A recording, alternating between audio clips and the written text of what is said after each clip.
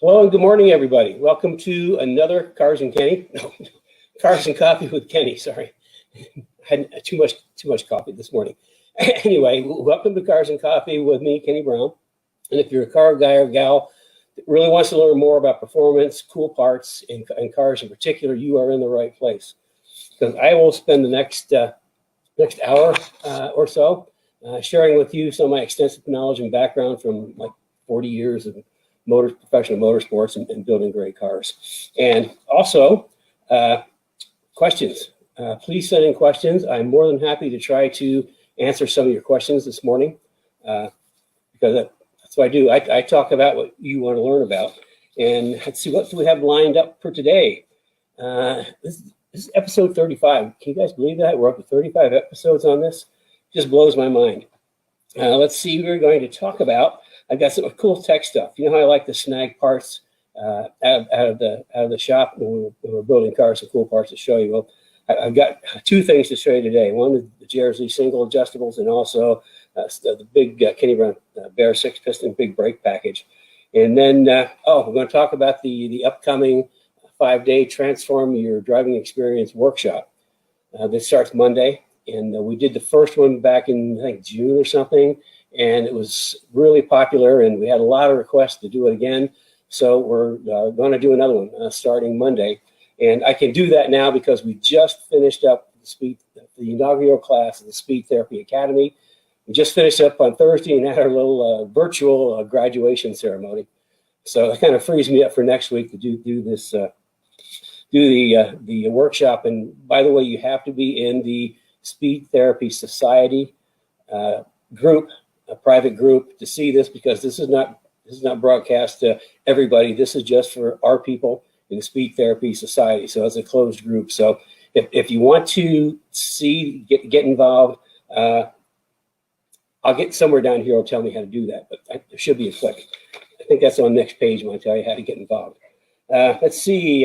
We're doing something really cool this week. We are, we keep working on a technology thing, which we always struggle with. But we're simulcasting now on Facebook Live and YouTube Live, but ta-da, we are now tri-casting. We've added the Speed Therapy Society Facebook group. We're also broadcasting there live today too. So it's a great technological feat. And in a little bit, you're going to see me try to not screw up as I introduce some more technology marvels. Let's see. What do we have? Artwork this week. Okay, this week's artwork is another one of my Nicholas Watts from my collection. And this is the winning GT Mark IV of Dan Gurney and AJ Foyt, followed in the chaparral by Phil Hill. And this is actually signed by Dan Gurney and Phil Hill and the artist. It's kind of a cool work. So if you've been with us for a while, you know I like Nicholas Watts. I've got a number of his pieces, and I thought this is a nice big red car. This is a great shot. So that's what our artwork is today. And let's get back here. As you can tell, I am my own camera person. And I'm also joined by my toolbox. Yep, I think I'm going to call my toolbox Thule. I mean, it's with me all the time. I think it deserves a nickname. So Thule is with me. Been with me for over 40 years. And if anybody's been with us for a while, know that toolbox has been to every major racetrack in North America, plus into Canada more than once. Let's see, going down my list, my handy-dandy list that Carrie prepares for me. This part I always forget. She puts it down here. If you're just joining us, I'm Kenny Brown, and this is Cars and Coffee Live, where I spend an hour or so talking to you about things you want to learn about, and also showing some cool parts and some tech stuff, and try to share my extensive background and knowledge. I've made a lot of mistakes over the years to get where I am today, and if I can, by telling you what I know, if I can help you save you from making a mistake, that's a big plus for me. We've got some. Also, we've got some questions from the Speed Therapy Society. We're going to answer, and you can send questions into the Speed Therapy Society through that to me, because I'll talk about things you want to know about, and also send your questions in live right now. So we've got B.D. Dunwood. He's a new member. Welcome. and I want to know thoughts on Magna-Ride suspension. Okay, Magna-Ride suspension is kind of interesting. It's not traditional like spring and shock. It's actually, in the simplest terms, it's made up let's just say the shock absorbers inside, instead of having hydraulic fluid, they've got sort of a magnetic or a metallic fluid, and through electromagnets, they can make the fluid thicker or thinner and adjust it like in milliseconds. So in a way, it's pretty cool. For street cars, it's a really cool setup because it's always adjusting. And I guess I haven't used anything, but I've heard there are some like aftermarket plugins that you can use to tune the suspension to make it a little more firmer, a little more sporty for track. But to me, that's it's a great suspension. But if you really want to, if you're a serious track person, it has some real limitations. And the biggest limitation is springs.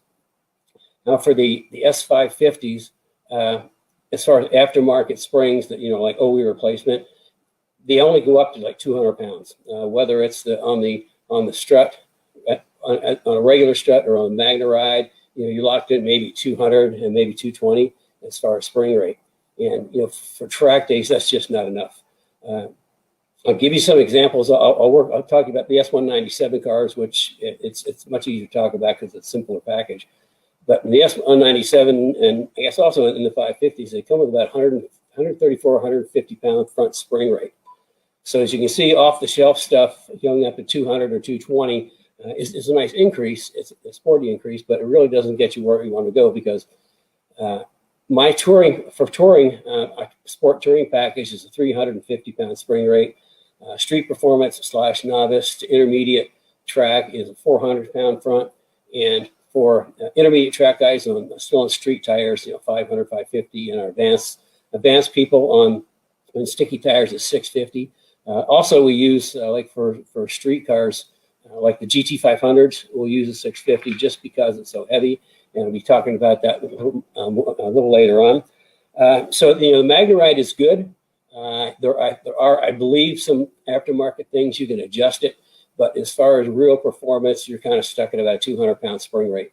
And like I say, I like big springs, and if you really think that the 650 is too much, Marlite Sun Paul's World Challenge Mustang with motorsport shocks, I might point out, we were running like 850 up on Pirelli slicks. So you need spring rate to make the cars go. Also, here's another thing that people really don't realize. To run sticky tires, if you want to run slicks, you have to increase your spring rate. Absolutely. A lot of people they'll think they're going to go faster, or they're like their Boss Mustang, by doing nothing more but putting a set of slicks on. And what happens is the slicks are so sticky, you don't have the spring rate, you don't have the suspension. The car is going to want to roll. You're going to chew up tires, and really not going to be maybe a little bit quicker, but you would be a lot quicker without the slicks on, with a good suspension and a good spring rate and good shocks. So anyway, that's kind of like on the Magna-Rides. They're great street package, but there are limitations if you want to hit the track. Okay, Jim wants to know the best way to tie down a Mustang. Well, boy, that's kind of a tough question because all cars are different. Some are lower than others. I think the do's and don'ts is you never want to like put a strap on like a sway bar, panner bar, anything that would be bending. You always want to look for if you're hooking under the car. There's always like gaps in the K member. Hook onto that, or loop over a control arm, but close to the K member. That's if you're going under the front. Now the problem we run into, a lot of our cars are low with splitters, which means that's impractical. Now you've got a tow hook. You can always use tow hooks and kind of triangulate the tow hooks. But the other thing that I do, because we always use really high quality wheels, like Forge Line and Apex, I actually use the spokes of the wheels. We kind of do like an axle strap, go around like a couple spokes, hook on. That way we're coming around the side of the front, so we're not kind of screwing up the splitter. And then the back is you have to get on the axle, but you can't be in a spot that pulls on the panner bar or sway bar. Of course, our S197s don't run rear sway bar because the suspension's so good. But that's the kind of thing you need to hook onto something solid. And you know, probably the best there's some tie downs. Actually, there's a thing that goes over the tire, just goes over the top of the tire and ratchets down. And that would be good too, because then you're not going to screw up any of your body stuff. So there's a number of good ways. The what not to do is anything that is soft or can bend. And Carrie is motioning me. I said something wrong, or. Oh, I do have an announcement, though. Oh, Carrie has an announcement. Well, I'll let you read it, if you can read my writing. Lynn St. James. Oh, congratulations, Lynn St. James. She's been inducted to the Sebring Hall of Fame. Oh, that's awesome. Just this morning. Just this morning.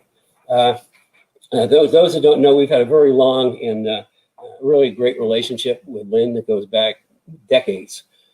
Even back when we were had our shop on Gasoline Alley. We had extra office space, so she actually had an office right next to me in our building. So we've had work with her on her female driving development program, and she's just she's an amazing woman. I got to tell you that. So congratulations, Lynn! Woohoo! I'm sure she's going to be inducted in a lot more halls of fame, but she is absolutely top. She's not only a great driver, she's a great person and a super personality. Okay. We got the do's and don'ts. That's on page 2. My notes with highlights from Carrie, as you know. Oh, here we go. I always forget this too. Give me some thumbs up. That always helps spread the word. Thumbs up and some love and all that. And also, if you've got friends you think that can benefit from what I talk about, please share. We also have some people that set up was it watch groups, I think they're called. We'll get a bunch of people together and watch, which, I'm all over that. I mean, that's great. You can actually do it right now, I'm told. I have people know that my technology has to do with cars.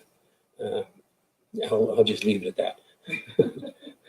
Okay, so thumbs up, love. Let's see, we're going to talk about. Okay, well, we might as well send your questions in, and I think we're going to. We actually have I wanted to show you the JRZ single adjustable coilovers again. But unfortunately, they're already on a car. And I wanted to show you our big brake package that we run, the Kenny Brown Baer big brake package that we run, but that's also on a car. So we're going to work with okay, I hope I get this right, this technology thing. We have a special guest to talk about. You know how I like to bring in special guests. We have a special guest to talk about both the shocks and the brakes. So let's see if I can make this happen.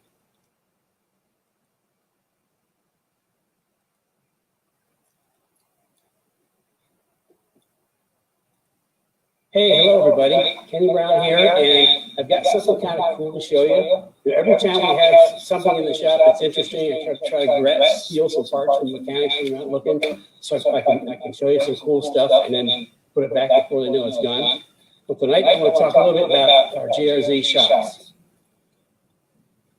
The JRZ shocks are our premium shock package that we use for pretty much all of our track day cars, and they come in. They're actually custom built for me in the Netherlands to my specifications, and they're shipped here, on a plane.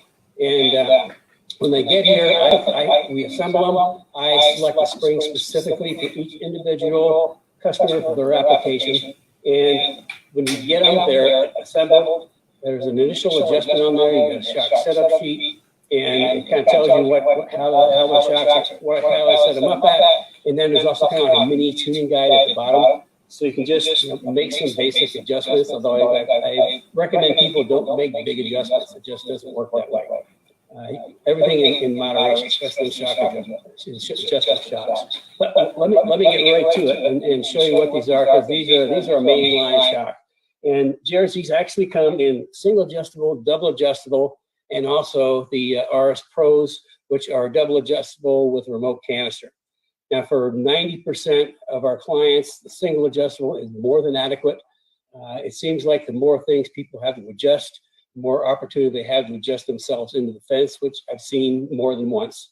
And for 90% of our people, the single adjustables are just fine.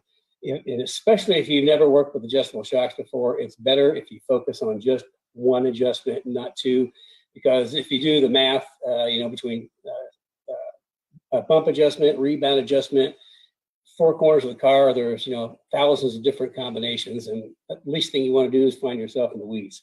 So anyway, this is the rear, and this is our single adjustable. And people ask about the little spring down here, the helper spring.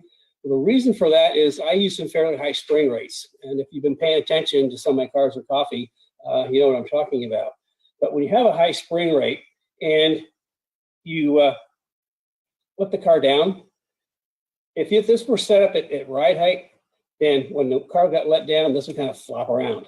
So what we do is we use these little helper springs just to kind of keep everything in place. So when the weight is off and the shocks hang down, everything stays in place and they go back on.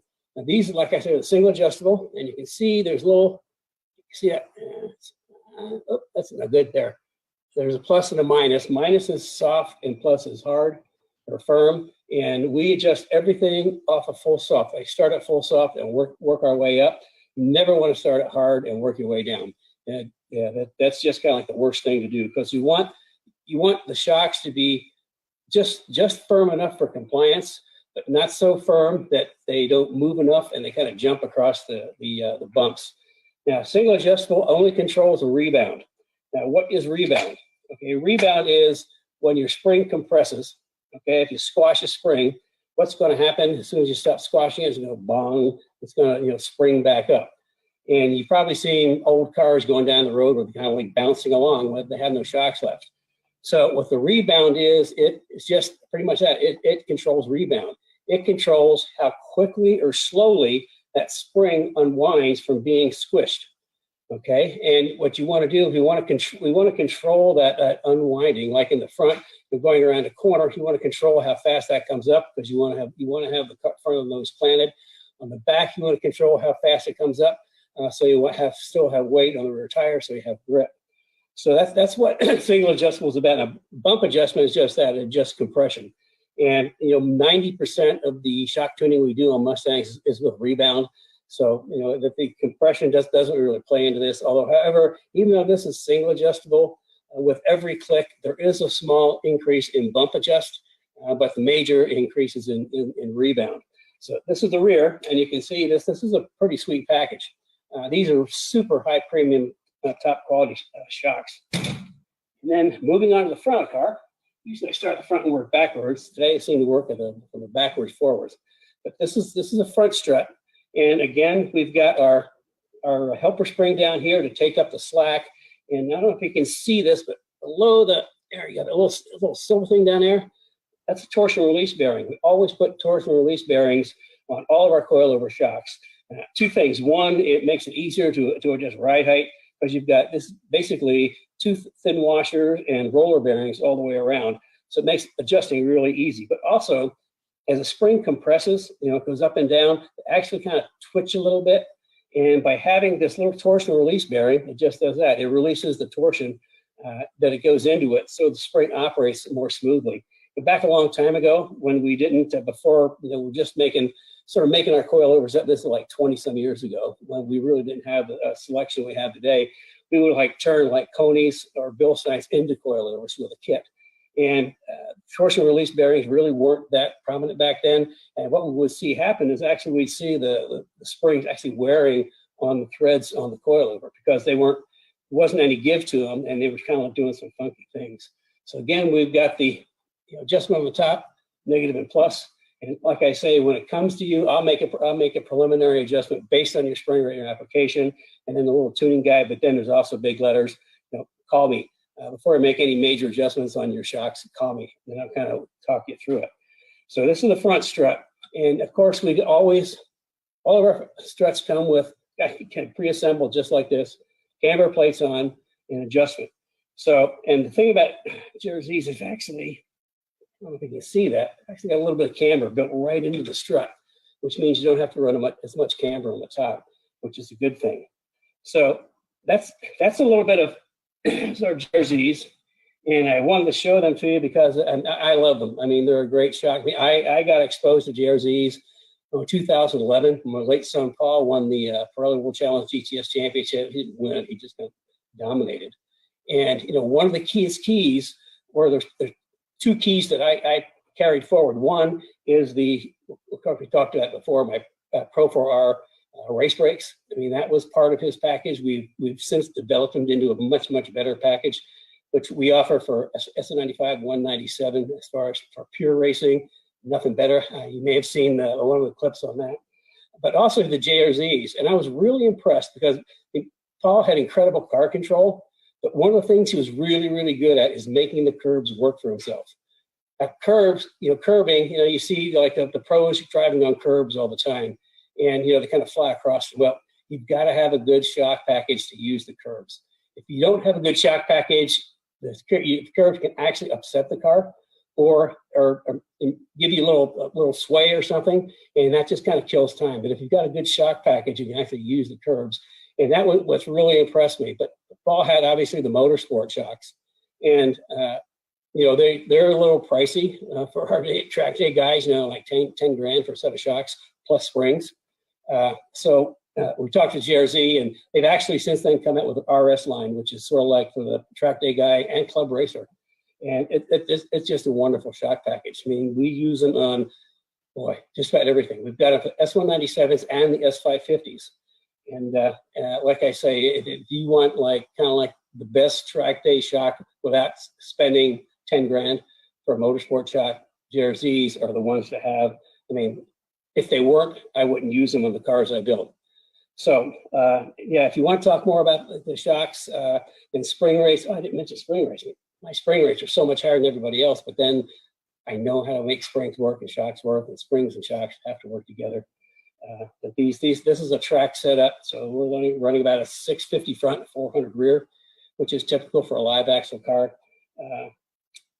The S197s from the factory come with 134 front, maybe 150 somewhere in there, depending on the car.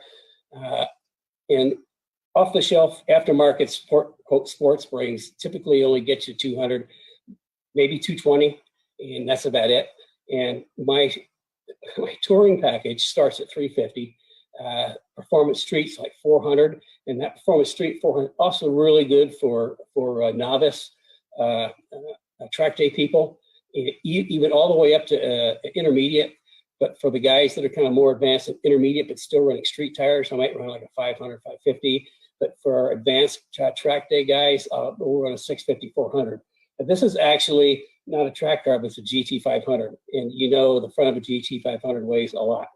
So I actually use a much higher rate spring. If this was a street car, we'd probably be looking at 500, 550 if it was a Coyote car. But with the GT500 and the extra nose weight, then I chose to use a 650 on this car.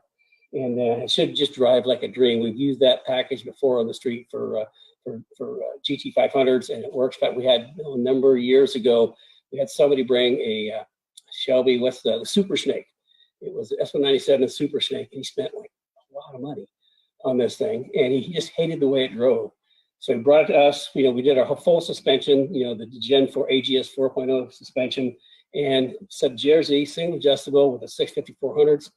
And it wasn't half an hour, 45 minutes later, he called and he said, this car's never driven this good. I should have brought it to you guys first. Well, good for us.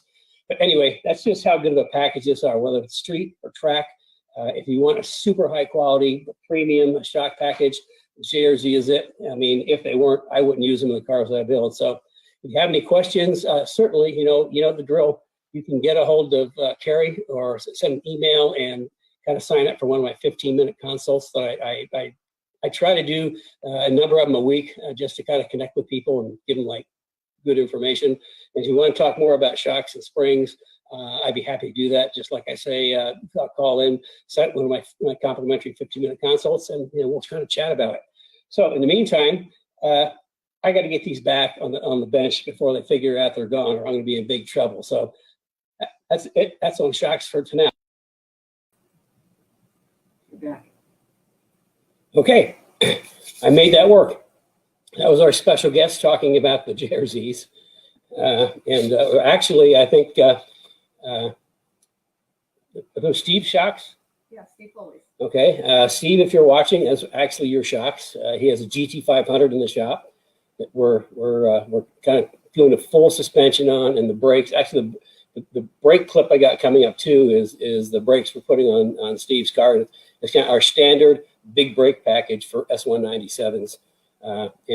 Let's see. Actually, they're already on the car. Yeah, I can't show them to you because they're already on the car.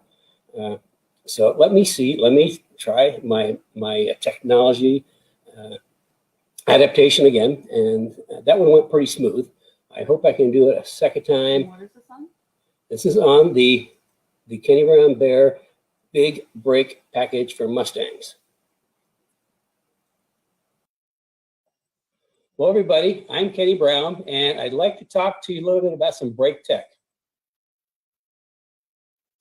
Okay, as far as brake tech, you've seen a number of times I've shown the Pro 4R race brakes we've developed with Baer, and they're just absolutely awesome brake package. But they are specifically race brakes. They use race pads, race rotors. I mean, they are a race setup. A little impractical for the street. However, for our street cars, we also have a really cool big brake kit. And I'm fortunate is we just happen to have a GT500 in the shop right now. We're doing the full suspension of brakes on. So if nobody's looking, I kind of stole the brakes so I can show you to you for a little bit. But then I'm going to put them back so they don't even know they were gone. So when I look at big brake kits, what I want something that's really solid, that works, that's cost effective, and looks good. So along those lines, for all the big brake, here I go again, I keep doing that. All the big brake kits. Okay, say that 10 times fast. All the big brake kits that I use are for S197s and also S550s and S197s are pretty much the same calipers. The rotor size might be a little bit different, but let me start off with showing you the front. This is our Extreme Plus 6-piston caliper, and it's forged, and you can see this is pretty heavy duty. It's got really nice thick 0.71 thick brake pads, really nice machined bracket that goes on it, and what you can't see, kind of hidden in here, are ARP studs along with 12-point high straight nuts, which, you know, the 12 points going to give you better torque value. And that's kind of the working end. I mean, that's the 6-piston. This is a really great setup. And to go with that, at least for the S197, we have a 14-inch by 1.25 rotor and 2-piece slotted. I don't use slotted. Remember that if you use a drilled rotor and go on track, it's going to crack into drill holes, period. So I only use slotted. In fact, for Baer, we have our specific part numbers just with Baer because of the way I like my rotors done. So that's kind of like the working end of the front. I always like to talk about the front first because that gets the corner first. And also to go with those, we have stainless steel brake lines. And with this, they're a banjo type fitting, which is exactly what we use in professional grade race cars. So they work great. In fact, these have still real light clear coat over the stainless steel. It makes them a little more durable. That's kind of the front end of the car. And for the back, if you've heard me before, I talked that with 8.8 differential with the C-lock axles, it's really difficult to put a big brake kit on the back. Simply because the big brake kit will be solid mounted to the axle, the rotor solid mounted. So the rotor's also solid mounted. And what happens is with a C-clip, there's a little bit of play in and out on the axles. If you've ever taken the back end apart, you've seen a little bit of play. It can be a little bit or even a little bit more.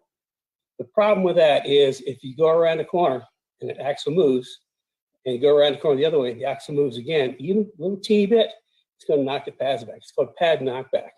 So next time you go to hit the brakes, your foot goes all the way to the floor, and then you're just pumping like crazy to kind of get brakes before you hit the wall. So that's why we don't put big brake kits on the back unless we do things like change over to like a welded end and a forward 9-inch type axle, which the bearings on the axle that bolts in so it's solid. Or we actually have, we do like 9-inch rear ends. We have specially built 9-inch rear ends for S197 and 550s and Fox. We get them for all of them. So what we do, we want to increase the braking power of the back, but you know, putting the big brake kit on is not a good choice. So what we do, we got a really great solution. Okay, I just happened to use a rag because this is a crusty, dusty rotor that just came off of the back of the GT500. And you know, this is like an aftermarket rotor. It's got slots and holes. And like I say, you've heard me before, I never ever use holes, always slots. Because these things get hot, absolutely guaranteed, 100% every single time they're gonna crack right at the holes. And that's a bad thing. So a wimpy little rear rotor, this is what we put on instead. What do you think? It's a 14-inch rotor, and it's the exact same width. It's ventilated, the exact same width as the factory rotor, but it's two-piece, which means it's got aluminum center. And with a bigger diameter, it's like using a breaker bar. You know, if you go to break a nut loose and you got your little 3/8 ratchet and it's can't get it done, you put a breaker bar on there, it's easier. Well, the same thing happens with brakes. You put more rotor on the back, it's more leverage on braking, more braking power. And totally transparent ABS. Something we found in testing, it's a long time ago, I might have my numbers off a little bit, but with a stock rotor, we're seeing something like, I'm gonna say just 500-degree rotor temperatures in the back. And when we went to the, this is with our GT4 AGS 4.0 suspension with good anti-squat, good anti-dive. When we went to the 11-inch rotor, the rotor temperature jumped up like in the 800-degree range. And then when I went to the full, this was a modified axle, went to the full 6-piston big brake kit in the back, they went all up to 1100 degrees. So the moral of the story is kind of the more brake you put on the back of Mustang, the more it uses it. You know, for years, people say, well, no bother putting bigger brakes in the back of Mustang. They don't use it. All the braking's at the front, the back of the air, back of the car is always up in the air. Well, with the rear grip kit, it's not always up in the air, it stays down. But what I'm saying is you can dramatically improve your braking, stopping distance, stopping power by big brake kit in the front and a big rotor kit on the back. Now for SN95s, we have this brake available for SN95s, but we have some for a 13-inch rotor for smaller wheels, but I prefer the 14-inch rotor.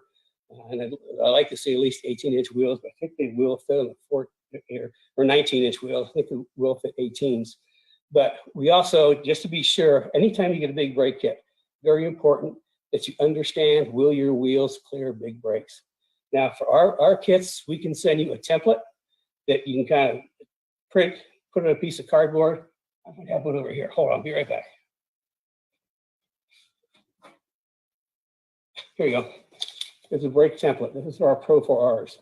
And there, you can see it. This prints off in kind of like real in the actual size. And I put just a piece of cardboard, and you can lay that on your wheel. Let's go this way. You don't see the ugly back. You lay that, let's see, lighting, help me out here. This is getting bad. Okay, we'll try that. Okay, you just put it on your wheel in here, and this will give you the profile of the brake so that you can see if this hits any of the spokes on your brake that's not on your wheel, the brake kits aren't going to clear. If there's room, then the brakes are going to clear. All the wheels that we use and carry clear big brakes. So, and then on for the S550 cars, we have same caliper, 15-inch rotor on the front, which even better. But we also, because it's an IRS car, we also have a big brake kit in the back. It's also a 15-inch rotor, 6-piston caliper. So that's pretty cool. And the brakes that we do have kind of like a secret brake package we use for the 550 cars. It's my super mono monster Giganta brakes. It's actually, the rotors are 15-inch and the calipers themselves are like 14 3/4 inches and they're massive. But that's only for the 550 cars and only for the front. And we just put them on our special builds, like the GT4 CSR cars, like Maryland, for example, that we built a year or two back. But that's kind of where we are with the big brake kits that I use. And the reason I use them is because they work. They work. They're good quality and they work. So that's a little on the brake check on the brakes I use on my cars. So there. And this better get these back on the bench before the guys figure out that I stole them. So with that, we'll see you next time. Yeah. Aha. Well, I did that. You have no idea how pleased with myself I am that I got through that without a mistake. And those who have been with us for a long time, and even like in the Speed Therapy Academy, understand what I say when my technology base has to do with cars, because we suffered through some technical things, but we sorted them out.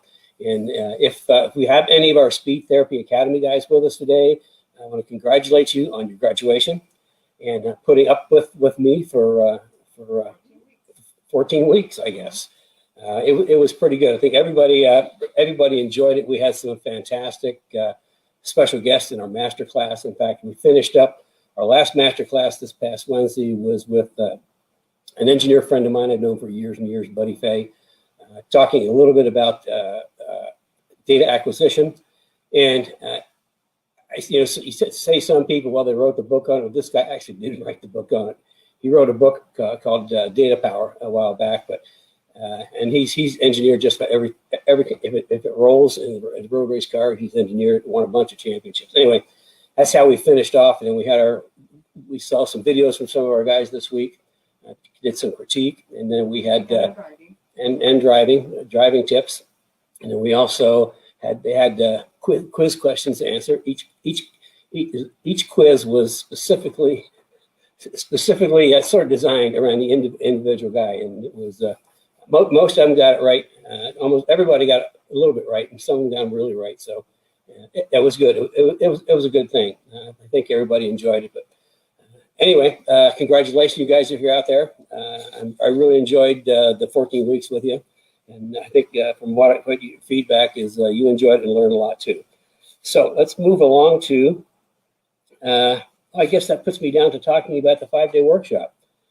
And it starts on Monday. And like I say, I can do this now because we finished up with the inaugural class of the Academy. And it's transforming your driving experience. I mean, I can't get everything in that I know, but I try to get as much in as I can to share with you. And, going day by day, for example, like first day's the first crucial steps. Now we'll talk about building the performance platform. Day 2, day 3, building performance platform part 2, dialing in the car for your maximum driving experience, and tips and tricks for driving and car preparation. Kind of wrap up the week. And Carrie is coming up with a sign. No, she's not coming up with a sign, not yet. She's preparing to come up with a sign. So you can register. It's on there. It's on here. Oh, here it is. Okay, I got it now. Remember I told you in the beginning it was down here somewhere? Okay, you can register on the KennyBrown.com website. And remember, this is a closed deal. This is not open to the public, the workshop. It's a closed deal. It's in the Speed Therapy Society private group. So you can register on the Kenny Brown website, in the Speed Therapy Society Facebook group, through the link posted here. On the Kenny Brown Performance Facebook page, or if you're not a Facebook person, call us and we will make arrangements so you can participate at some level. So now she comes up with the sign. Okay. So, are you going to read it, or you want me to? That's a lot to read. Okay, you're going to have to read it. Okay, so one of the things, once you register, you need to join the Speed Therapy Society Facebook page, which Kenny said. But what we have in there to help you through the workshop is this is a new improvement over the first workshop. This is really important because this is going to help you through the workshop. It's a 5-day workshop, and everybody has their own Kenny Brown Workshop ambassador. Amy and Bridget are the ambassadors for this workshop, and they're trying to reach you through Facebook Messenger. So if you could please check out your Facebook Messenger page. There's usually a little red button up in the left-hand corner that you can see that you have a message for somebody. Just open that up and they will converse with you, and they are going to share, if you can't make the live workshop, they'll share the replay. If Kenny offers any kind of learning resources, they'll be able to give you a link to that. It's just a more convenient way for you to make it through the workshop. If you have any questions, especially there's a lot of questions usually right when the workshop is happening, you can just instant message your Kenny Brown Workshop ambassador, and they will be able to help you. So Amy and Bridget are standing by the ready to answer any of your questions. Okay, well, see, new and I can say that this workshop is new and improved. You know, two of the most important phrases in advertising.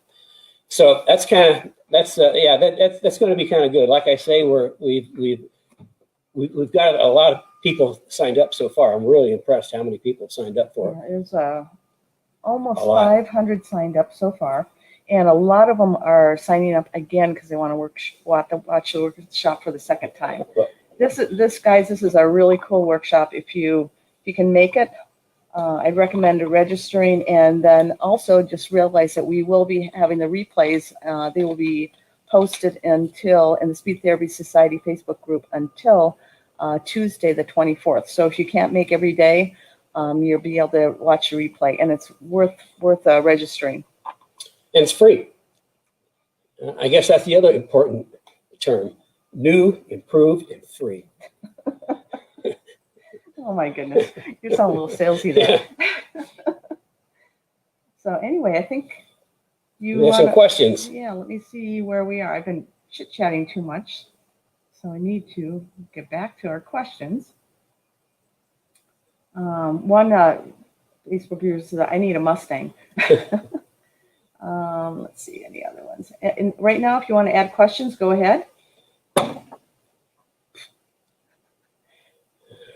Okay, and let's see. I don't have a lot of questions. So that's kind of a... Yeah. You can tell them.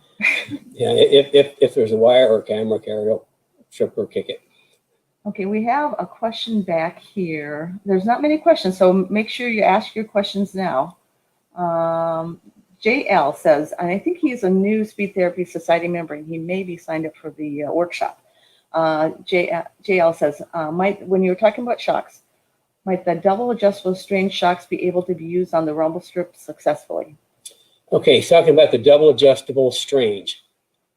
And I'm going to say yes. Although if it's an S197, I mean, an S195, that's what we have with our custom built strain shocks for. I recommend to people to stay off the alligator teeth if at all possible.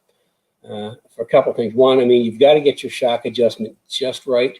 The only way we get the strange is the fronts are double adjustable. That's the only way we can get them, and we'll run very little bump in them, and mostly rebound. But you need to work with them so that they feel right going across.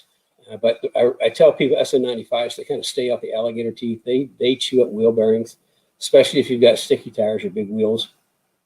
You know, if it's a smooth curb, you're okay. But if it's got those alligator teeth, they will work okay. But I really strongly recommend not driving on them. In fact, in the academy, you know, one of our people we're doing a video with S195. He was hitting the alligator teeth, and I said by teaching him, showing him a different line, how to get around the corner better and stay off the alligator teeth. I think when he goes back and drives again, he's going to be a lot quicker, without even cutting the corners. Okay. Okay. So anyway, we have another question on shocks. Cliff Glidden, who is one of our Speed Therapy Academy graduates, asked questions about his shocks. He's also getting the JRZ shocks on his car. Actually, they're on there already. How about when they begin to wear? How do I or where do I get them rebuilt? Okay, that's a good question. They are rebuildable. JRZ does have a service center here in the U.S. It's up in Chicago, getting rebuilt, so that's not a problem. I can tell you, we've only had just spotty issues with having to have them rebuilt for the most part. Like on Ruby, my car, I ran there for 3 years, and with no problems. But if there is an issue and need to get rebuilt, there's a service center just right up in Chicago. We can kind of shoot them off, and they rebuild them and send them back. So, yeah, that's a nice thing about these professional level shocks is they are rebuildable. Okay. Okay. Also, Herstopher has a question. He's another graduate. Herstopher is a graduate of Speed Therapy Academy, and he joins us from Bulgaria every night. It's 2:00 in the morning when he's at the academy, but he's with us this morning. Hello, Herstopher. Okay, he has a question. The S550 15-inch back calipers, how do they work with the master cylinder, and how does this affect brake balance? It's transparent. It's just totally transparent. The calipers are set up with the right volume, so that the master cylinder works exactly the same, and because it's ABS, advanced ABS, it's totally transparent. They don't even know they're back there. The only thing that can tell you they're back there is the car stock's a hell of a lot better. But yeah, no, and any of the Baer brake packages we have are transparent to ABS. And if they weren't, I wouldn't use them, because you guys don't need to be fiddling around and trying to figure out brake biasing. It just, having the ABS work, that's the way I like it. Okay, we have a number of comments. They're not questions from Tribar65, but he's going to get your opinion whether he wants it or not. Okay, are you ready? I'm going to read a number of his comments. He has a Boss S, and he has the JRZ Pros on it with the FA 3030 piston. That's a low friction, yeah. I think. Okay, and it's valid for 750, 250 springs. So 750 front, 250 on the rear. Okay. Let's see. What kind of car it is? It's a Boss S. Boss S? Yeah. Mm-hmm. And let's see. Let me see what else he says. 750 front. No, it's 750 front, 250 rear. And he says he has a 22 millimeter rear sway bar on the car. And he also has, it's a 12 Boss S. He says if I drop the rear sway bar, it goes up. He puts 400-pound springs on, or goes up to 400. And on his rear suspension, he has the Watts link, stock 302S and Watts. Okay. So do you have any opinions or anything, or is it a 15-minute? It's a 15-minute, but I can tell you, first of all, with 750 front, I hope you run like sticky tires, because that's for 750, you need sticky tires. Also, you're way undersprung in the back, way undersprung. Our basic package is a 650 front, 400 rear. 750, we go up to maybe a 450 in the back. But the other thing is with the rear grip kit, the geometry in the rear grip kit, first of all, we throw the rear sway bar away because I use geometry to control the back of the car. So rear sway bar just makes it worse. Secondly, with the Watts link, I've talked about this before. Watts link is the absolute best way to locate for lateral location of an axle. Okay, the problem is wherever that center pin is that the bell crank rotates off, that becomes your rear roll center. Rear roll center is the part of the car that back of the car wants to roll around, and it's high. You typically cannot get them down very low just because of the how the bell crank works, and then you also have to have some structure off to the side to hook onto. Back in the late Trans Am days, what we used to do is take a Watts link and mount horizontal to the bottom differential. That was easy because it's an underslung chassis, so it's easy to just go over and tie off to it.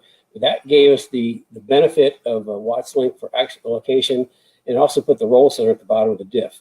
Well, for the track day guys, for club racing guys, I mean, it's pretty impractical, even for street guys, pretty impractical, to kind of do that sort of thing.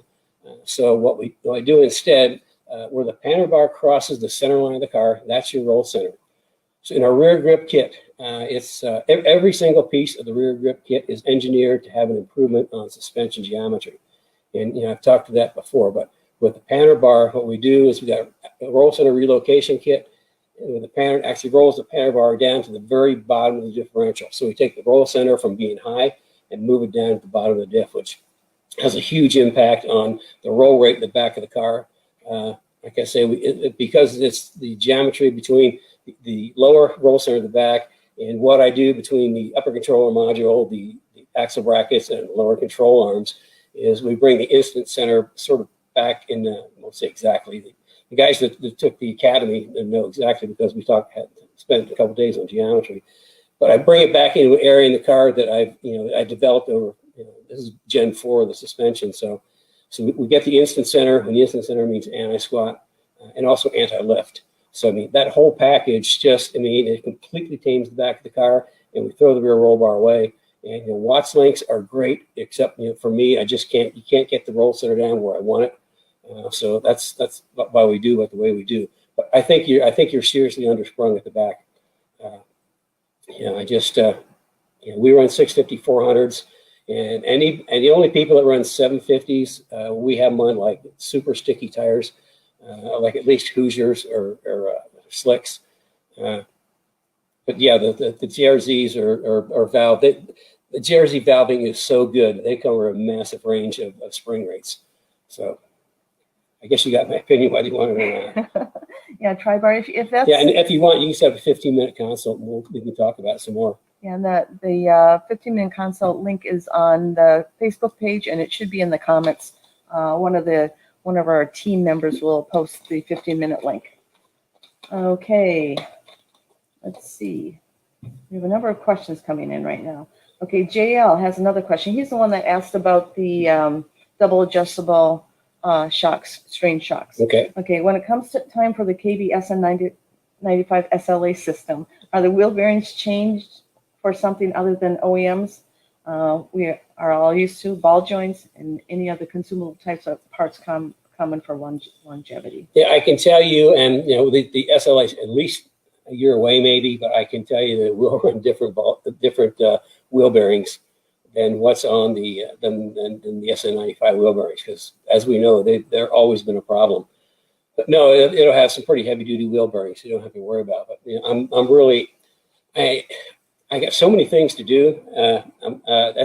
The SLA for 197 and S195s is a year or so out, but we have something right now that we just got a patent on. We filed for a patent, so it's patent pending, on the rear suspension that I'll be introducing in the weeks to come. Not quite ready yet, because we want to get it into a little further into we're doing like a pre-production lot, and the guys in the academy know all about it. In fact, most of them already signed up for one. But we'll be talking about that coming in the future. But it is actually it'll blow your mind how I get the rear suspension to work. But like I say, I guess I'm giving. Is this a teaser? Yeah. You're not supposed to give teasers. They're not supposed to give teasers. Anyway, what we'll do is when the academy guys know all about it, and I want to get a little bit further in a couple 3 weeks maybe, and then what we'll do is we'll do a special segment in the society just to introduce this new product, and we're not going to introduce it to the public at large for probably till after the first of the year. So right now the academy guys know about it, and in the coming weeks the society, you and the society will know about it. So I guess I kind of got off on a tangent. Yeah, you did. Okay, what time is it? We've got a few more minutes here. Okay, we have still a number of questions to go. I can find them. So I think you answered this with with Herster first, but this S550 15-inch back calipers, how do they work with the master cylinder? How this affects brake balance? Is that kind of a real similar that's the same question. It's totally transparent, the ABS and the master cylinder. It doesn't even know it's there. And that's because the calipers, the piston size is engineered so it's got the same volume as the OE brakes. So if you got the same volume, then the master cylinder doesn't know the difference. And even though it's got a 15-inch rotor, the ABS sensors still pick it up, so it's totally transparent. It's a pretty cool package. I mean, it looks awesome. I gotta tell you, big 15-inch brakes front and rear with bright, shiny red calipers or silver calipers or black calipers. I forgot to say, we can get the calipers they come black, silver, and red, but there's custom colors. We can get them in a lot of different colors. We've actually had a couple get nickel plating on their calipers, which are pretty cool. So. Okay, so Cliff Lynn, he doesn't have a question, but it's just so sweet. Again, from our Speed Therapy Academy graduate class, he says Speed Therapy Academy was a great learning experience. I encourage anybody who wants to know more about his car, setup, driving improvement, and sharing Kenny's knowledge. It's well worth the time and the effort. He said it made him better. That's not sweet. Yeah, that's really nice. We appreciate the plug. Cliff has an FR500S. You may be familiar with. They were built in 8 for the Mustang Challenge in 2009 and 2010. And back then, I actually engineered 3 of the Mustang Challenge cars for Speedworks. Speedworks? Yeah, Speedworks racing here in Indianapolis. And it was really weird. Cliff ended up with one of the cars, the number 44 car, that I hadn't seen since 2010. And it's like what we're doing is we are basically making a whole new car. It's sort of like unscrewing the radiator cap, rolling the car out, rolling a new car in, screwing the radiator cap back on. He's getting full AGS 4.0 suspension, Profile R brakes, JRZ shocks, and we're doing the engine upgrade that was legal for World Challenge in 2011. In 2010, the Mustang Challenge Series finished, and there was all these cars, so they allowed them into the World Challenge with some updates. What he's getting back, he brought a 2010 FR500, the Mustang Challenge spec car. What he's getting back is a 2011 World Challenge spec car. And I'm pretty excited for him to drive it because he's just not going to believe how good it works. So thanks for the plug, Cliff. Okay, and then see, Tribar has a comment that I think is good for everybody. Tribar 65 is, I'm sure that's not his name, but his code name. He says that they're for JRZs to be rebuilt. PSI at Sonoma Raceway can rebuild them as well. Okay. Okay. So there's two different places. Like we use the one in Chicago because it's close. That's good for West Coast. And so now I know there's one for the West Coast. So yeah, I mean they're fabulous shocks.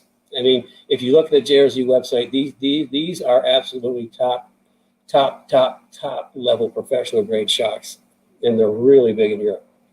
Okay, and D.D. Dunwood, he's a new Speed Therapy Society member, and I'm assuming he signed up for the workshop. He says, S550s, are hub-centric wheel spacers good or bad for geometry? Hub-centric waist, it really doesn't change geometry that much, but you really should be using hub-centric. If you're using wheel spacers, hub-centric is one to use. Because what that means is the wheel will actually, it's the hub on the spacer, the wheel will center on, so you don't have to rely on the lug nuts. It really doesn't change that much. I mean, it's minimal, nothing that you would feel. The thing it does do, if you put spacers on the front, you're widening the track, and widening the track in the front is always a positive, good thing. It always makes the cars handle better. Okay, and then we have two questions from, I'm not sure their name, but anyway, it says Facebook user. So, but they've been pretty active on our site right now. So let's see, wondering what is the best, for an S197, what is the best brake pads to use for street application? What do you recommend? Okay, we've got a couple different ones. And if you call in, we can talk about it because we've got just a pure street autocross. And I think we've got 14 maybe different brake compounds, but we do have a really good one for the street that's easy on rotors. It's for a 550 car. No, this I think is an S197 because he's asking a 197. Yeah, I mean, we kind of switched over to for our track day guys and street guys, the G-locks. We're still using Hawk for race cars, just because that's what I've been using for years for race cars. But the G-locks that we're getting are really friendly on rotors, which is good. And also for the track day guys, we get them pre-vetted, so you don't have to waste an entire session vetting your brake pads. And people who run track days know if you don't get your brake pads vetted right, they don't last. So anyway, we get them pre-vetted. So yeah, call us. We can get you hooked up. Not a problem. Okay. We also can get you set up with 2-piece slotted rotors as an upgrade. Okay, I think I figured out who this Facebook user is. Because it's the same question here. Chris Perigo. Since an S197 brakes and clutch use the same fluid, do you recommend spreading them? Yeah, actually, yes. I mean, there's kits out there that separate the master cylinder reservoir for the clutch and the brakes. Those who run S197 know that they use the same hydraulic master reservoir, the brake reservoir for the clutch.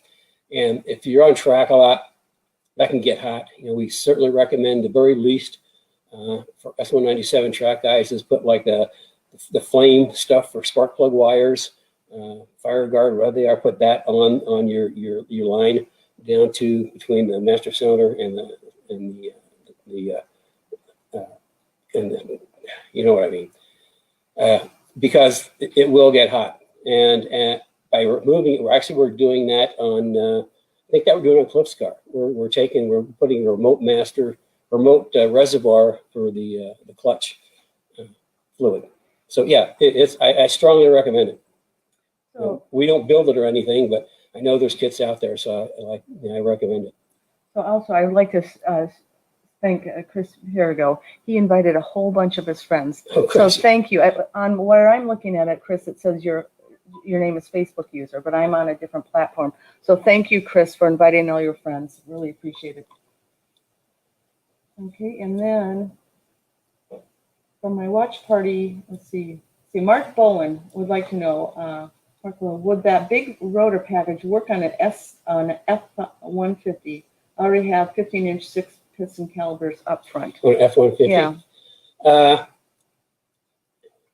If it's got an 8.8, I think the answer is yes, but I really need to check on that because we haven't done that yet. But certainly, give a call in and. We have some, but on our research on that, we have. You just don't remember. We have packages for the F150. Oh, I guess we do have packages for the F-150. Yeah. I just don't remember. Well, I won't say anymore. You developed them. Yeah. I did. Okay. So anyway, Anibus Farrow is actually, he has got almost our full front and rear suspension, I think, right now. He's asking a question because he has an S197 GT with 14-inch OEM Brembo brakes. Would there be an issue running 13.8 GT500 rear rotors? No, but let me tell you this, that the better package is the 14-inch rotors that I just showed in the clip. We got a GT500 here, and we're taking the rotors off and putting the 14 inches on.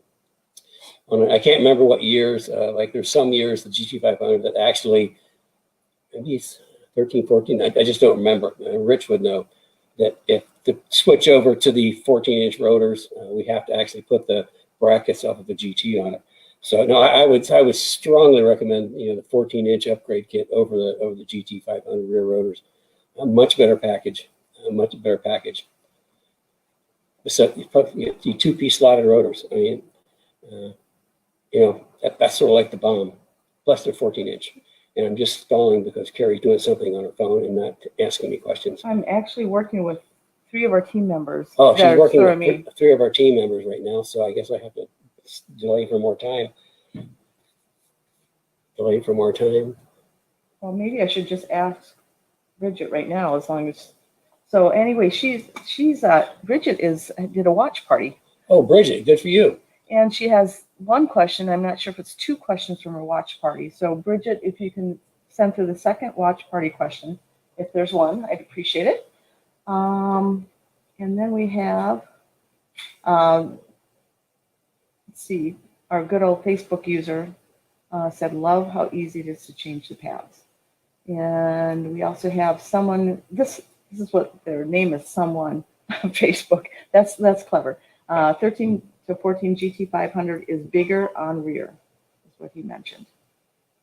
Is that correct? It could be. I just know that we take them off and put our two-piece rotors on because we cannot get two-piece slotted rotors for the GT500. To replace the OE ones. So we go to ours, which if you're going to put rotors on, two-piece slot is what you really need. It just does so many things better. Okay, there was a number of questions today. If anybody has any more questions, or if we missed one of your questions, please just retype it in and we'll read it. Otherwise, we're going to be getting ready to sign off. I just wanted to mention one more time, if you signed up for the Transform Your Driving Experience workshop, and you've also joined the Speed Therapy Society Facebook page so you can view the workshop, Bridget or Amy, our Kenny Brown workshop ambassadors, have messaged you and they're waiting for a reply from you. They'll be able to help you through the workshop, get you a whole bunch of resources that you need. So look in your Facebook Messenger up in the right-hand corner for a little red dot and click on that and you'll be able to connect with them. And also wasn't there some problem with some of the emails going into people's junk mail? Yes. Yeah. So what we've learned, especially if you have Microsoft Office or Microsoft 365, they've increased their security. So a lot of people's emails are going into junk or clutter. So if you're thinking you should get an email from Kenny Brown, especially on the workshop, we'll be sending you one every day to remind you as a reminder, and also the replay. So if you do that, make sure you check your junk or your clutter and then click on it so you can accept us as a safe sender. There we go. So, have any more questions, or are we? I think we are good. Just one more. Monday is the workshop, and you can sign up on just about every access point for Kenny Brown. The website, Facebook page, call in, any way you want to. Okay. Before we close off, what are we doing next Saturday? It's on your notes. I know, but I can't find it. Oh, here, I found it. Okay, next Saturday, we're going to talk about, of course, answer your questions and talk about some winterizing for cars. And a lot of people don't put their car up for the winter. So we'll talk about that. Some questions I'm sure will come in during the week, and we'll talk about those too. But after next week, I think Thanksgiving is an Encore presentation. And then I'm lobbying to do a couple of Encore presentations in a row coming up. It's been 35 weeks for me. Saturday Cars and Coffee. We did a 5-day workshop. We just did a 14-week academy. I'm doing another 5-day workshop. Okay. So I'm going to take some time. What I'm getting to, if there's certain things you'd like to see again, send in what you'd like to see, and they'll try to pull up the episodes that feature what you want to talk about on the Encore. Will you plug your ears for a moment? So you don't say la la. I have to talk. So anyway, what usually happens? Kenny takes 1 week off, and then he's raring to go. Our team really wants him to do more than do every Saturday. Well, so we'll see. So stay tuned. Stay tuned. So anyway, take care. Okay, that's it for today. I really appreciate everybody showing up. Congratulations again to our Speed Therapy Academy graduates. Mm-hmm. And I'm looking forward to seeing an awful lot of you Monday night for the Transform Your Driving Experience workshop. Thanks for your questions. You want anything we didn't talk about, you want to know about for next week, send your questions into the Academy, and we'll sure to try. Society. Okay, I told you, 35 weeks of this. Okay, I could use some Encores. Send them into the Speed Therapy Society. Okay, well, with that note, a tweet came in. Is it important? Nope. Okay, but with that, I'll let you guys go off and enjoy your Saturday. If you can still drive your car, if you're that part of the country you can, enjoy it. It's getting a little frosty here, which I'm not really looking forward to what comes after the frost. So we'll see you next week.